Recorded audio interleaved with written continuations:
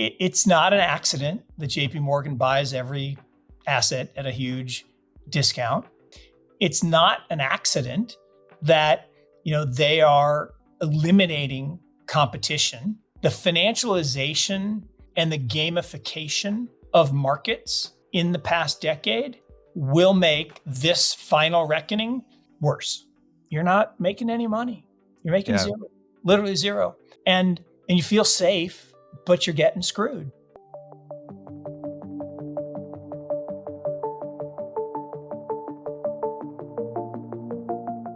Hey guys, welcome back to Let's Talk Crypto. At the time of writing, Bitcoin is trading for $27,264, up just 1.2% in the past 24 hours, but still down 10% in the last month.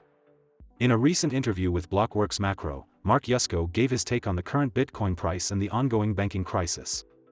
Yusko has called for the crypto summer to begin this month, and even though it hasn't officially kicked off yet, he remains confident that a bull market is just around the corner. Bitcoin struggled to break the $30,500 level in the past month, but, when you zoom out, according to Yusko, it looks very stable despite all the bearish events of the last year.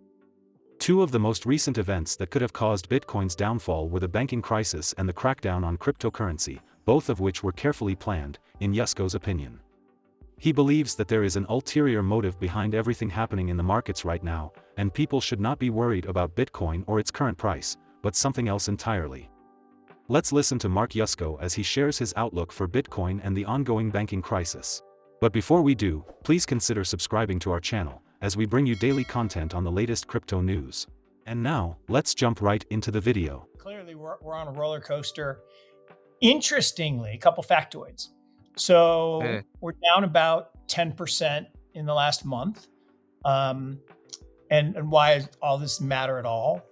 Well, it's because I declared a while ago that Tuesday, which was my birthday, that crypto summer would arrive, that we'd get the crypto equinox.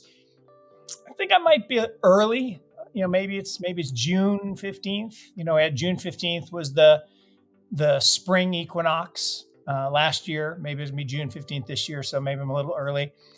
But the really interesting factoid is Bitcoin's dead flat over the last 12 months. And if you look at the chart, it's like a beautiful inverse head and shoulders at 27,000. Yeah.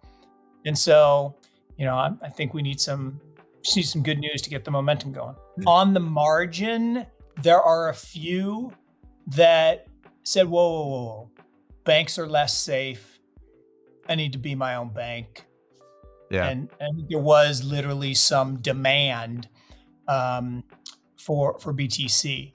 I think much of the big move this year was short covering, right? So you had the big Binance short liquidation early in February, March.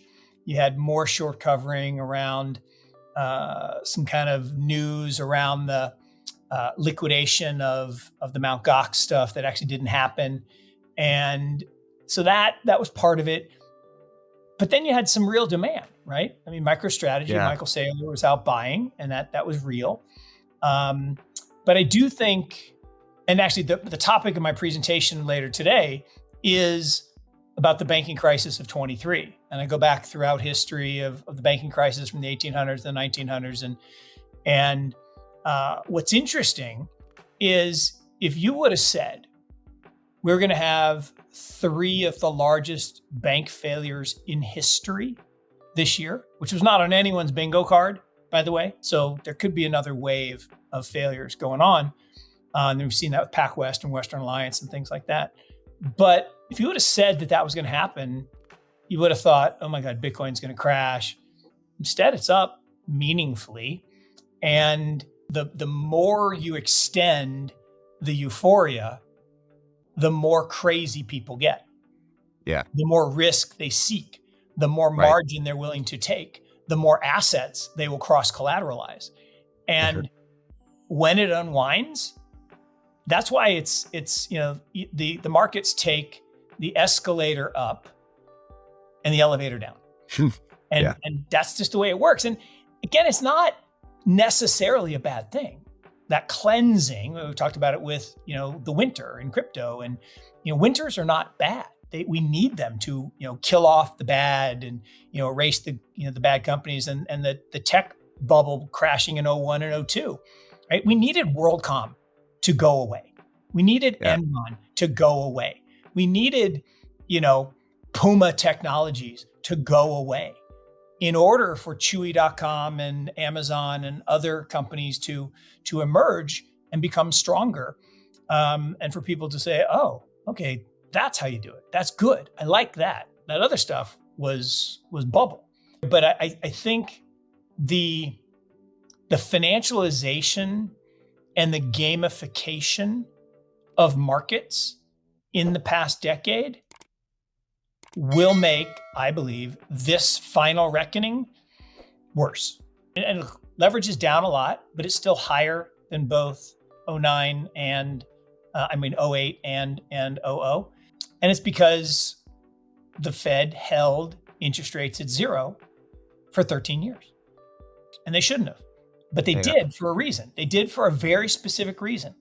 And that was to allow the banks to liquefy their balance sheets. And now they've reversed it. And I will argue intentionally to get rid of the competitors to JP Morgan the same way it happened with the Knickerbocker Trust washout in 1907. And so it's not an accident that JP Morgan buys every asset at a huge discount. And it's not a surprise that they're the best performing large bank this year, full stop. They're the only one that's not down. It's not an accident that, they are eliminating competition, as JP Morgan famously quipped. I like a little competition, truth be told. If it weren't for the now infamous memo telling people to take their money out and inciting a bank run, we wouldn't be having this conversation, because the accounting rules are such that the banks could have gotten through this by just raising some additional capital, which is what SVB was out to do. And they had $2.5 billion raised on the $1.8 billion hole. They were good. Yeah. Until Mr. Thiel and the PayPal mafia said, taking money out, $42 billion in one day. Yeah. No bank survives that. You think your money's safe in a bank? Bullshit. If there is a bank run, you're not safe. And if you're in a bond mutual fund, clicking along at 3% minus your 20 basis points of fees, and inflation's running at 3%, you're not making any money. You're making zero, literally zero. And you feel safe, but you're getting screwed. And that can be fixed, but you gotta put the power of capital and capitalism back with the people. Right now, we don't have capitalism. We have cronyism. The people at the top, they have a walled garden, accredited investor standard saying, oh, if you're not rich, this is far too risky for you. We'll take it all because it's really good stuff. But for your own protection, so we have a system since 1913 that has fomented the creation of an elite class. And until somebody stands up to it, it's not going to end. The problem is the people that could stand up to it are owned, and I mean that term intentionally, by the elite class, because it cost $100 million to become a senator. No one that I know has $100 million to blow becoming a senator, so they got to get it from the elite class. And look, I come back to the whole thing that all of this, I think, is a plan to foment fear in the banking system so that we'll all gladly, happily accept the CBDC. These banks, you can't trust them. Just take this little thing. It's called a CBDC. Full faith and credit. You're good. It is coming. The Fed is going to save everyone. And there's going to be so many types of bodies floating. And, commercial real estate, it's coming. And, that was part of this presentation I've done. they tried to label Signature Bank a crypto bank, right? To shut it down. No, crypto's Found like that frustrating. this much.